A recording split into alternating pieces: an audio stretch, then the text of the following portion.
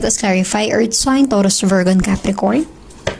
Give me the Page of Cups. For Earth sign, Taurus, Virgo, and Capricorn, give me the Page of Cups.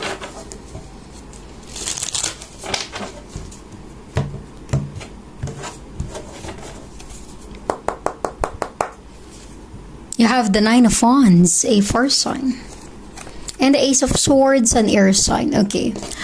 Sa Earth sign, Taurus, Virgo, and Capricorn ko, ito ay particular sa love life mo. Para bang yung person na ito may gustong aminin or sabihin sa'yo.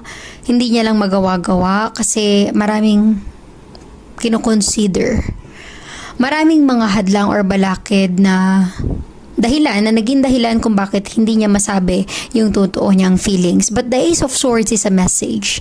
Posible mag-reach out siya sa'yo pag okay na ang lahat. Kapag magkaroon siya ng lakas ng loob. Kasi yung Page of Cups, parang may pagka-immature pa yung energy na ito eh. Or the other way around, Earth sign, Taurus, Virgo, and Capricorn, you are admiring someone pero wala ka pang courage to do so.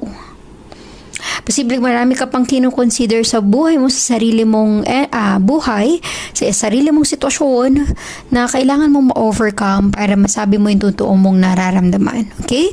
So, resonate as it is, Earth sign. Posibleng ganun yung energy mo or energy ng taong connected sa'yo. Kung kanino mang energy ito.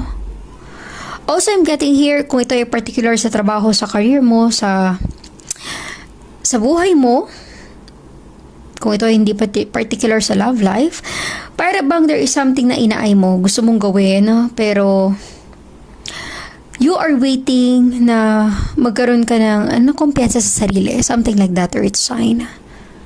Okay?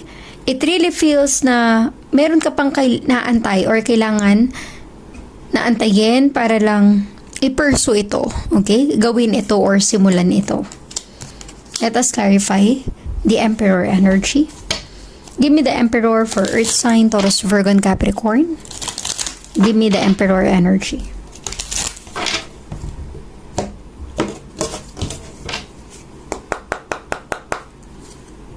Nine of Swords, an air sign. And the Eight of Pentacles, an earth sign. Okay.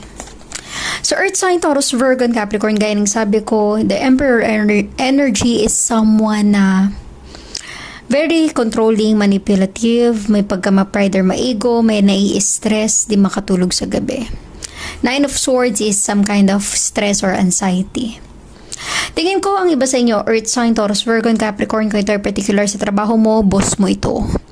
Napaka-workaholic, posibleng nagiging unfair na